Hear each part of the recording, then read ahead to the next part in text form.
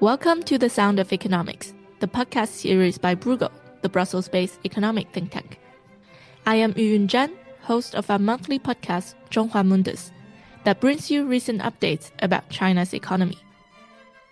Today, we will explore the intricate and evolving relationship between the EU, China, and Russia, how geopolitics and economics shape their interactions, and what it means for the future of global power dynamics. A complex one to unpack indeed, but fortunately, I have a full room of experts to help us get there. As usual, I am with my co-host, our senior fellow, Alicia Garcia Herrero. Hi, Alicia. How are you? Hello, Yuyun. I am also joined by Elena Rybakova, Bruegel's non-resident fellow. She is joining us from DC today. Hi.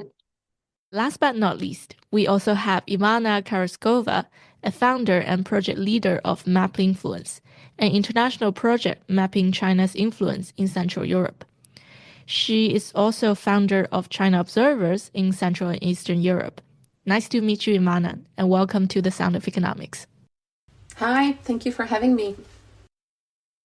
Thank you for coming. Let's start with the big picture here. Ivana, how has Russia's invasion of Ukraine reshaped the EU's strategic approach toward both China and Russia?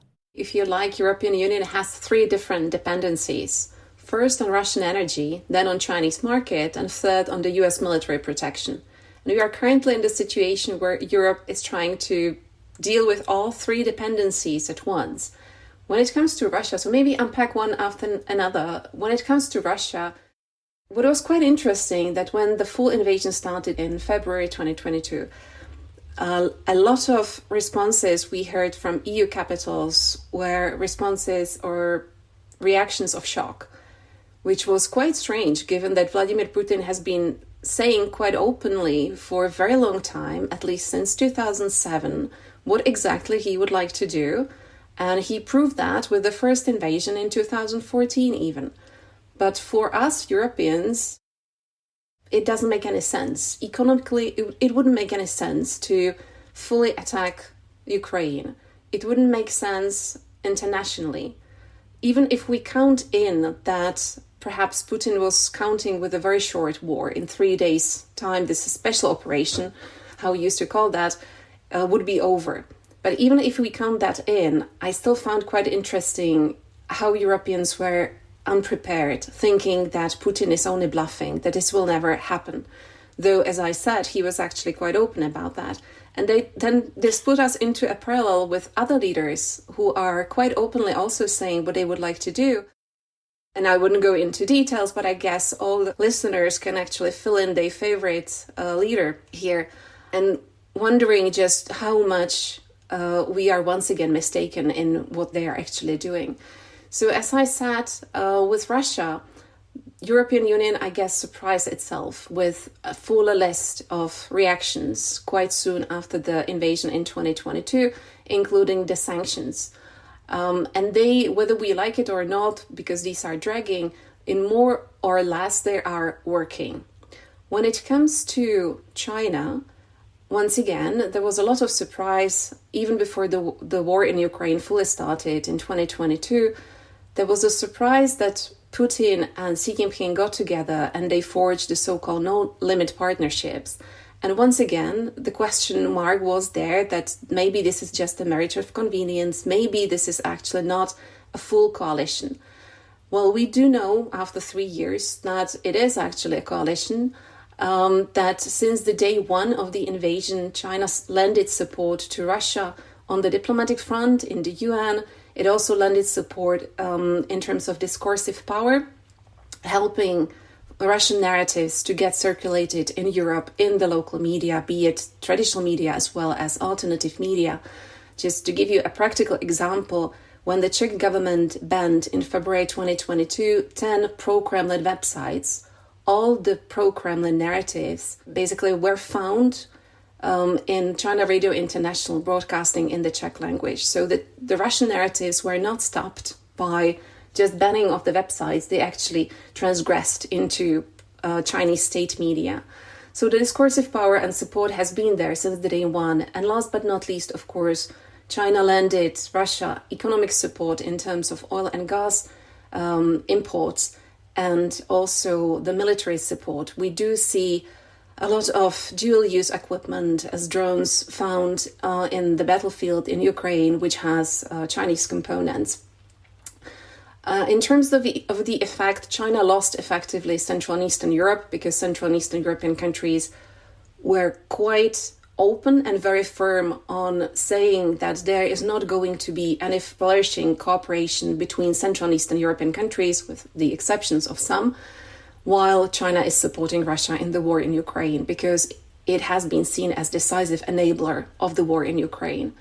And last but not least, we can put also the US into the picture and deal with the third dependency. So now we have three different dependencies, and Europe needs to deal with all three at once: energy, Chinese market, US military protection, while it feels different urgency in doing so. As you have mentioned, for the Central Eastern European countries, they have been very clear about there will be no further cooperation with China because of China's support in Russia's aggression towards Ukraine. But then what about the EU as a whole? So I would say that the war just accelerated some of the processes which has been already here since 2018, 2019. We haven't called them de-risking back then. But basically all of these new mechanisms, such as EU investment screening mechanism, while they were not specifically talking about China, the underlying context of all these new initiatives were actually China. So that process, the process of looking with some sort of skepticism towards China, either what China has been actually buying within the European Union or how China positions itself internationally, that accelerated during COVID, and more it accelerated even during the war in Ukraine. So we do see this kind of trend towards seeing China less as a partner, but more as a competitor. Though, of course, European Union is still using this trifecta of partner, competitor, and I lost the last third one, but it's still in there as a trifecta. And the question mark here is, with the new development in the US, what would actually happen with the de-risking strategy? There has been voices in Spain, in Italy, in Slovakia, in Hungary, that maybe this is the good time to reopen debates with China. Maybe it's not feasible to have two fronts, one with Russia, one with China in the same time. But there are also the other voices, which I mentioned previously, which are quite firm of saying that unless China stops supporting Russia in the war in Ukraine, there is definitely not going to be any cooperation. When it comes to institutions, I still do see that European Council, Council, Commission and Parliament are still focusing on de-risking, though we may repackage it and call it differently a little bit, but still the trend is there. But the question is really whether the EU would keep its unity when it comes to China with the recent developments with both Russia and the US. Thank you for that unpacking, Ivana. Alina, let me come back to you. On the economic front, what has changed since the breakout of the war? A lot of things have changed since breakout the war. Let's remember, we had the post-COVID recoveries in the region as well as in Russia and Ukraine. And then there is this dramatic event that happened on the 22nd, 2022. The big changes, I think, occurred in Russia. Russia has fully pivoted towards a war-based economy. Maybe it's not fully militarized economy, but the only growing sectors that have been since 2022 are the war-related sectors, whether directly or indirectly. And we have a lot of research on that. This is the first time that Russia is spending this much in the post-Soviet space on the war. Just in terms of the official numbers from the federal budget, the direct military spending is about 8% of GDP. But of course, if you add indirect federal budget, then you have regional budgets, then you have other subsidies, you have subsidized lending via banks, whether development bank or whether specialized defense banks or other banks to the industry, then the numbers, skyrocket very quickly. So Russia is now fully driven by the war economy. As a result of it, it's also hitting supply side constraints. You no longer have enough people. The unemployment is an absolute historical low and an aberration for an emerging market to have it so low. It's about 2%. And it is partially because of the people dying at the front, although Russia doesn't publish the numbers, but it's already visible in the macroeconomic statistics, people that have left the country, and also this sort of demand push from the military industrial base. At the same time, they're also lacking investment, and that's why they've been so keen on trying to have sanctions relief so that they can rearm better. So this is what happened on Russian front. On European side, I think the most extraordinary event is the pivot away from Russian energy. Europe used to be the largest buyer of energy from Russia, and for Russia, it was sort of the largest customer. It was largest supply and largest buyer kind of relationship. And there was thinking about this sort of mutually assured destruction if something were to happen. The calculus most likely of Putin and his government was that, look, while we grab Kiev quickly, Europeans will fold quickly as well because of this massive pressure we have on energy side. And remember the discussions that we will have rolling blackouts in Germany for households at the beginning of 2022. Well, it's extraordinary that there's been this pivot, and largely Europe is away from Russian energy. More can be done on the LNG front, more can be done on the carve-outs on the pipeline, but generally there's been massive restructuring.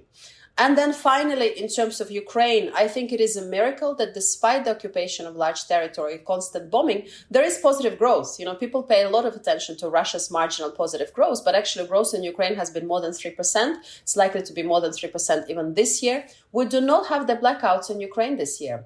Again, remember the damage on infrastructure. So Ukrainian economy and the financial sector have shown extraordinary resilience in the face of this war.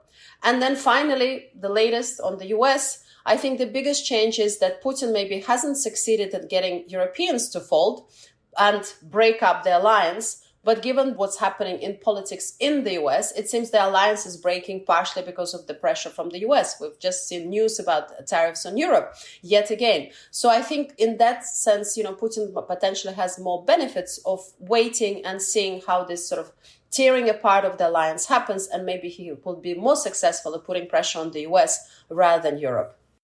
Alicia, let me come back to you.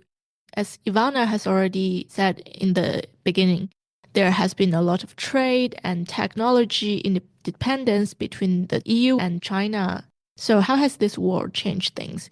And do you think this poses strategic risks? Going back to Ivana's characterization of Europe and China relation according to the EU's definition in 2019, beyond the partner and the competitor, there's this rivalry relation, which was related to the idea was that China had an ultimate intention of changing the global order. I thought we were visionaries in Europe, if you think about it, because that was 2019, and that's exactly what happened somehow, yeah? So that rivalry, which was already there before the war in Ukraine, became apparent, yeah, with the war in Ukraine, with the invasion of Ukraine. And I would say that although we have not changed our strategy, we still hear in Brussels, and I think in capitals, a new word, which is threat. And that's a very important word. So we even say China is a threat to our security. And this is because of China's enabling role in Russia's invasion of Ukraine, at least after the invasion. And secondly, China is a threat to our prosperity. And this is a different story. This is about imports, Europe losing markets, etc. But I'm going to forget about that. But it is not irrelevant because we have like two main reasons why our relations with China have deteriorated. But if I focus on the discussion today, which is this security threat, it is totally new. And it only came with the invasion of Ukraine. There was no way Europe would have ever thought that China would have become an enabler of a war in Europe. And that's why, in my humble opinion, no matter what Trump does, which is frankly not little, and we could talk about that for hours, I'm going to leave it there, there's still this sense of no return with China. And that is because of Ukraine. So it is extremely important, I think, to understand that Europe has suddenly, woken up to this reality that never thought would be possible. If you recall, I recall Josep Borrell at the very beginning saying, oh, China can help us with this, He can extend a helping hand to bring Putin to his senses. Nothing of that happened. And now we kind of get it loud and clear out there. So I think Ukraine is really a game changer for China-Europe relations. Alina, you recently did a hearing in the US Congress where you talked about especially how China was helping Russia circumventing the sanctions. Could you tell us a bit more about that? Thank you so much indeed. There was recently a hearing in the US Congress, and I think Alicia also has testified in the past at the same committee. This was focused on China's relationship with Russia, with North Korea, Iran, and I focused on the Russia-China relationship. Indeed, China was the first one that stepped in and the most significant country that stepped in to help Russia throughout the war. So we've seen in early 2022 was the first announcement of sanctions and high uncertainty on the compliance side. Most companies, including Chinese, have stepped back, and there's been a gap or sort of contraction in imports, particularly for dual-use goods in, say, April, March. But then quickly we see stabilization over the summer and then a complete turnaround by autumn. So basically the imports of these dual-use goods are at the pre-war level and then quickly surpass it. And most of that contribution comes from China. I know there has been a lot of discussion chasing various shiny balls that, oh my goodness, somebody in Kazakhstan or somebody in a smaller country. Yes, there's some of these countries indeed, especially bordering Russia, have participated. But the biggest panda in the room is China. So it overwhelms any volume of a third country circumvention of sanctions. So we know that China doesn't fully embrace Western sanctions, but at the same time, they have been careful not to cross certain red lines. So by the time the US administration became more forceful about financial sector sanctions on foreign institutions facilitating this export controls evasion in December 2023, the executive order by President Biden, that's what really scared some of the Chinese institutions. And that's when we saw some step back. So if you look at these announcements, both by President Xi and by President Putin about this wonderful trade, massive increase in trade in 2023 to 200, I think, and 40 billion or so. I think it's 20-30% year-on-year increase. If you look at the increase in 2024, it is 4 billion. So from 240 to 244. As you can imagine, yes, there is some natural stabilization in this growth of trade, but also I think a lot of it has to do with the difficulty of circumventing sanctions. So it took them a few months in 2024 to find alternative ways. But, coming back to the big picture, China buys significant amount of Russian energy. It is mostly, it's almost entirely not below the price cap. It's all above the price cap. There is very little control that we have over that, apart from maybe shadow fleet, but still there is a pipeline, so that's very difficult. So China is an important buyer of Russian energy alongside India, and it has helped Russia pivot away in terms of oil, away from European Union to China. Gas at the same time is more problematic. There is an existing pipeline, there is an existing relationship, but China has been very cautious in terms of investing in Russia. There has selective relationship with some of the oligarchs, I wouldn't even call oligarchs, but people proxy to Putin in energy sector, but they're not doing a full-scale investments. They're actually investing less than most other countries. And I think investment into Russia as a percentage of total China's outgoing investment is maybe about 4%. It's basically negligible. So China is transacting on trade, but not really putting money on the table. So this is on the export front. And on the import front for Russia, again, as we talked, the dual-use goods, and we're not talking about washing machines or toothbrushes, right? This is specifically isolated dual-use goods. China has been the most significant contributor to Russia's military-industrial complex. We also see for Russian military specifically, They are good at having raw materials. We know that they can produce explosives because they have the natural raw materials for that. But as soon as anything gets marginally more sophisticated, it tends to come from China. And it's not necessarily China produced. It is sometimes China producing on behalf of international companies, or maybe China doing on shipment. And for specifically military industrial complex, almost 90% of products somehow touch China. Either it's an intermediary, it's produced in China, or joint venture. So it's a very significant contribution to Russia's day-to-day war activity. Ivana, help us understand here. The EU is China's biggest trading partner. It's not the US, Russia. And economically, it's a very small partner, as we can say, because of the size of the economy. But why is China choosing to help out so much Russia, especially during this war? Yeah, well, it's a $1 million question. I will delve into that. I was just thinking about what Alicia was saying about the Ukraine war being a game changer. I don't want to play a gloomy Central and Eastern European here, but, well, I will do it anyway. So for some countries, especially Central and Eastern Europeans, with the exception of Hungary, with the exception of Slovakia, currently, it is actually Ukraine, which is the deal breaker. But for others, especially in Western Europe, I'm less sure. I think for others, it's more a question of Chinese overcapacity and the question of how much Europe is actually losing out economically. So these two arguments, I think, are playing hand in hand towards this current situation we are in.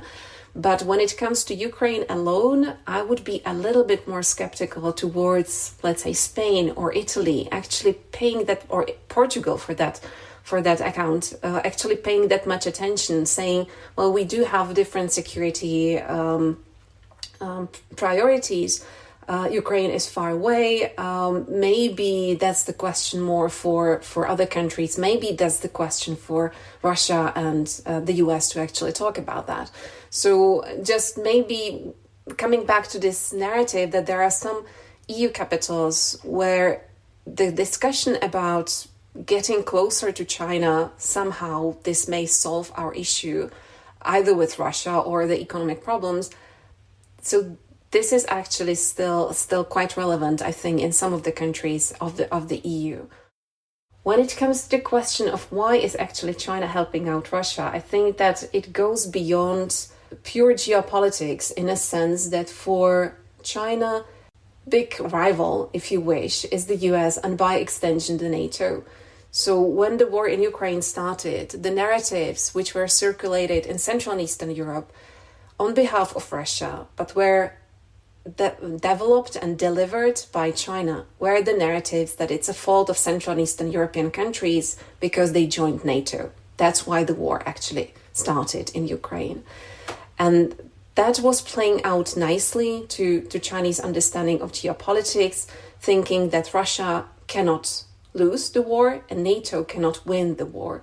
But I think it actually goes one or two levels deeper. Both Russia and China are sharing the ideological understanding of the international world order. Understanding both of them, actually, both Putin and Xi Jinping think that they are at the pinnacle of some kind of historical wave where the international system is changing, and this is the right timing for both Russia and China to rise up to the occasion.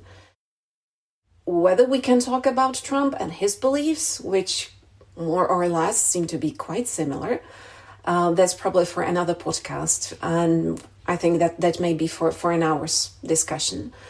But what is actually in the heart of the Sino-Russian alliance is not necessarily really the economic relationship or historical ties, but it is really this same understanding of the positions they are to play in the new international order. Alicia, do you want to chip in on that? Yeah, I actually want to say, and this is based on conversations with capitals, whether it's Germany, France, or even Spain, I still think that Ukraine is a game changer. It's just that countries may not, or member states may not express it for economic reasons, but not that they don't think it, Ivana. They do. And that's even more scary because they should then, speak out.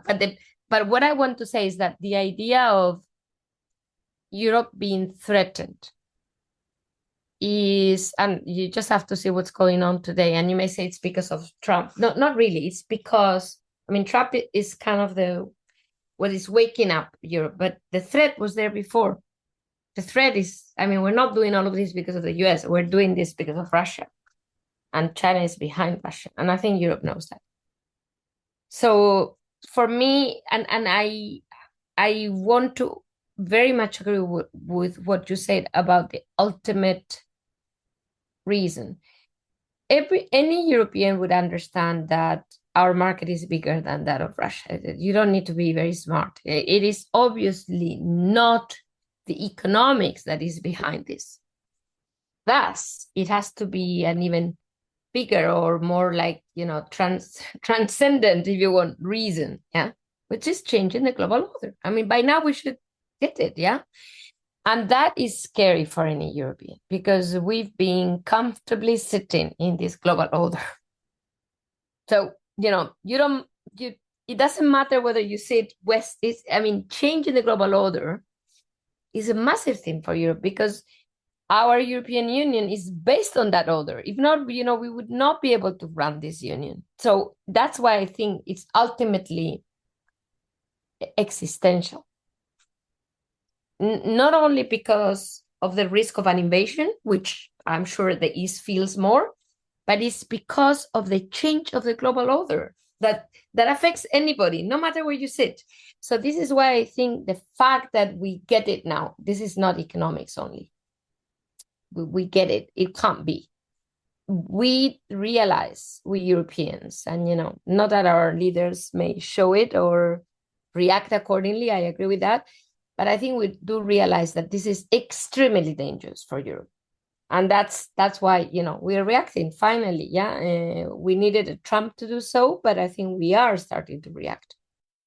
Although we wanted to save this for the last, but we cannot not talk about the influence of US and then how much it has changed under the current administration.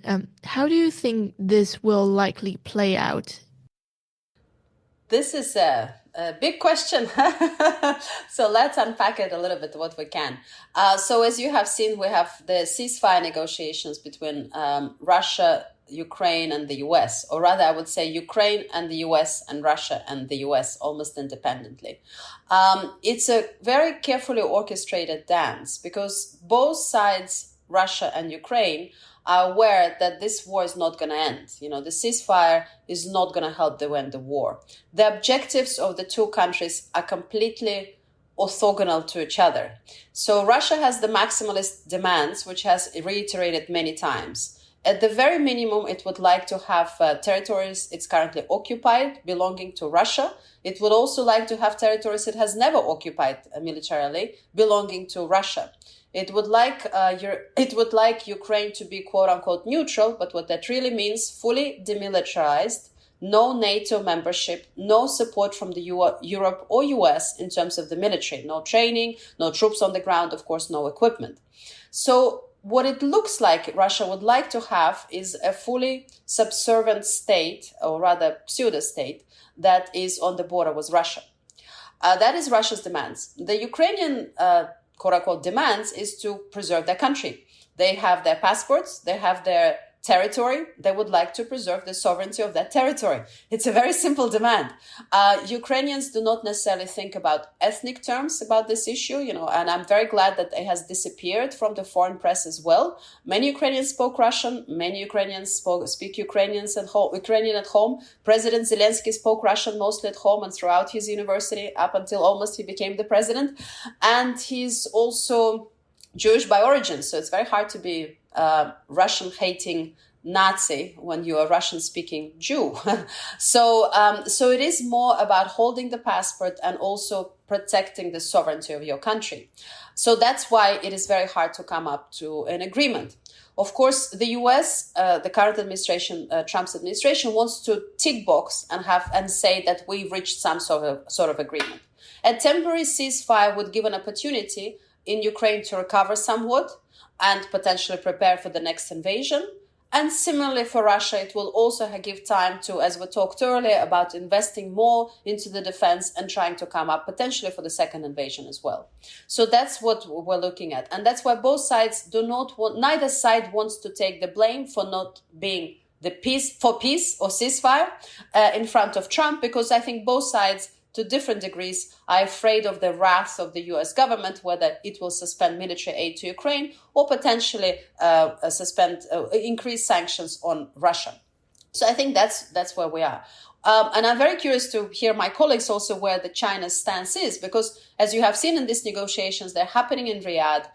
There are more diplomatic negotiations between Russia and US and Turkey, but China is not participating very actively in this process. And I think that is very interesting. And as Alicia has pointed out in the past, is that their plan, one of the first things on that plan is actually sovereignty, protecting the sovereignty of the country, which is actually a very constructive approach in the current conversation.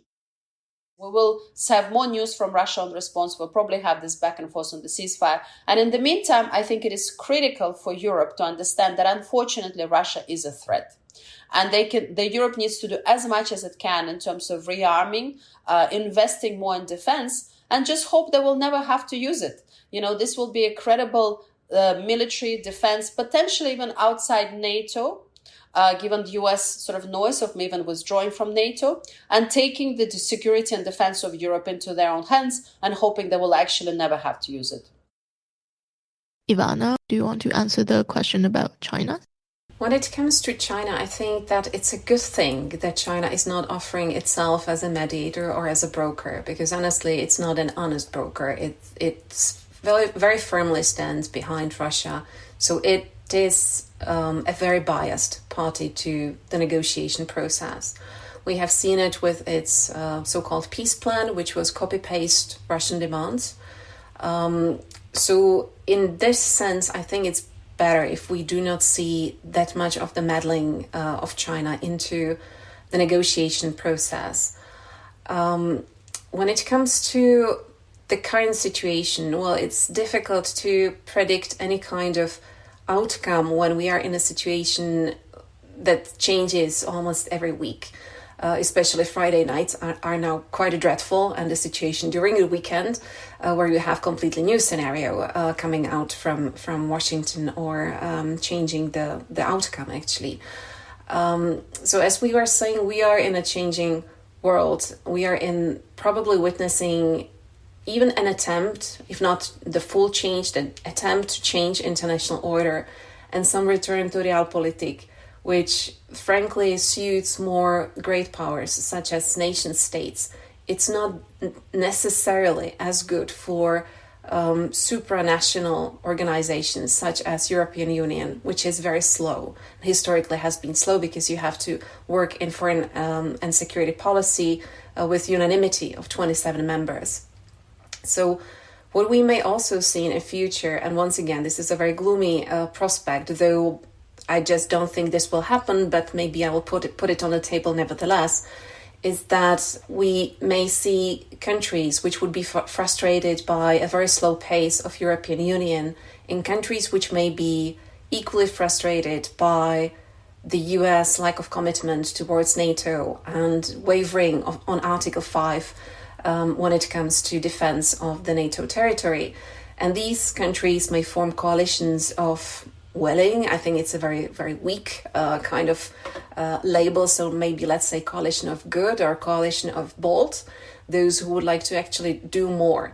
And here is a catch, because if those coalitions started to run in parallel with the EU structures or NATO structures, we may see the crumbling of the two quite important economic as well as security organizations.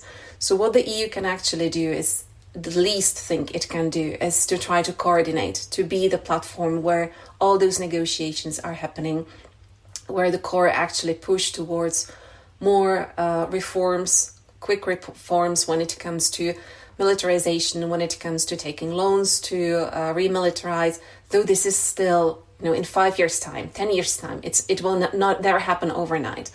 And we do need to preserve European unity at all costs currently. That's the biggest, I think, challenge we are actually looking at as Europeans. But not to end on a gloomy note, I also think that Europeans, well, we did discover this game. We were the ones who did realpolitik for centuries. So it's just upon Europeans to actually remember that we used to have some strategic muscles, that we used to be quite ugly people, honestly, historically speaking, and rediscover all these, what it actually takes, not to be a free rider of international security, but actually to play a bigger role. And that's probably the only way how Europe can stay relevant in this world of realpolitik, which is run by great powers. I very much agree with everything that has been said, but I just wanted to add that there is now this, I would say, this air of this, I don't know how to describe it. It's not even rumor. It's more than that. There's this impression, that because of Trump, Europe, could get closer to China. We have, of course, a coming high economic dialogue, a visit to Beijing, and the sound is familiar. We've seen this before. We've seen December 2020, where we signed our comprehensive agreement on investment with China last minute, in a way, thinking that, who knows, it would fly, but it didn't fly. Biden didn't like it. Let's face it. So are we there again? And I want to go back to the topic of this podcast. I don't think we're there, and this is because of the title of this podcast. Without the invasion of Ukraine, we would probably be there. And yes, of course, overcapacity is important, and we get it. This is bad for Europe. But I think it's not only that. It's just that lack of trust that is pervasive. And that won't change. It's only making Europe realize what Ivana just said, is that you need to become a geopolitical power if you want to remain an economic power. And that means you, not necessarily, going from one side to another and depending on a new master round the block rather than your previous one. I don't think Europe is there now. And I think this is a good thing, because we have the size, we have the history, we have everything we need to have a more strategic thinking of ourselves. The only little difficulty is that we're a little bit too many, if you see what I mean. I mean, this is, I don't know whether too many, but many, and that makes things more complicated. I get it. But again, when you see around, you still feel, okay, we're more similar than anybody else out there. So, that helps. And I think in that context, I doubt that our relations with China will go back to normal. I really do. There will be huge difference across countries. I get it. And it is true and undeniable. But still, the mistrust is there. I can feel it in every single conversation. It's not going to go back to normal. Thank you for this conversation. We have been writing a lot about EU-China relations. We have been writing a lot about how the EU can rearm itself. So for listeners, if you're interested, go to our website, burgo.org, for all the research we have. And for listeners, you can also find our Zhonghua Mundus sign-up link in the show notes below. And as for Ivana, apart from the many initiatives she has already been doing, recently she also founded WICH, Women Insight on China, a new initiative aimed at addressing the underrepresentation of women in the field of China studies across Europe.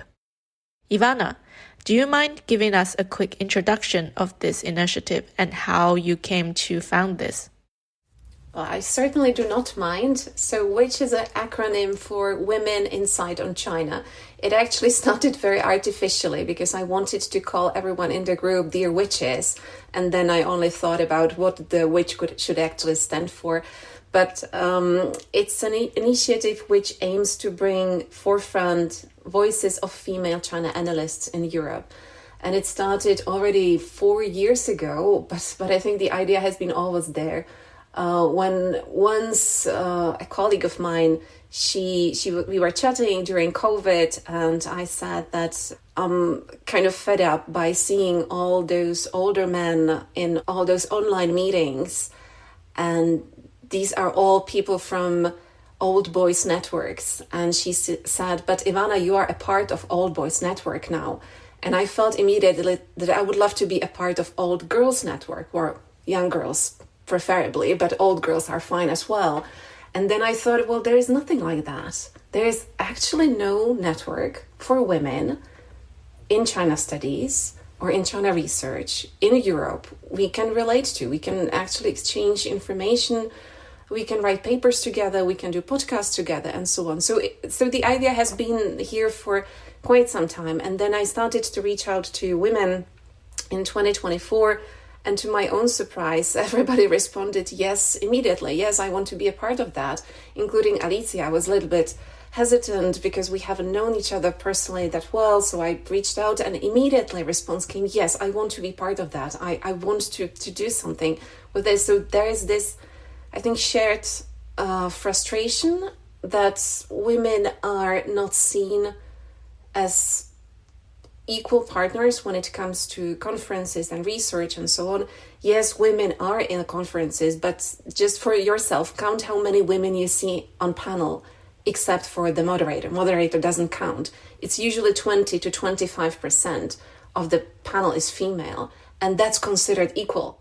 So part of that was frustration. And the second thing is, of course, that we would love to, as a community of China analysts who made it, if you want to say it this way, we would like to contribute back, because there is a lot of young China analysts, female China analysts who I think frankly need the support, and they need it quickly. They need the time for not figuring it out themselves, but actually being helped so they can thrive quicker than we did or our generation did.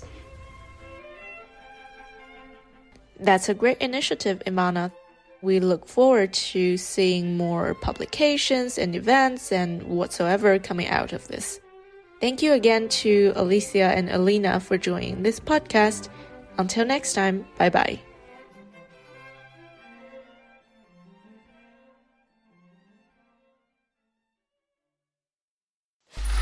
Free audio post-production by alphonic.com.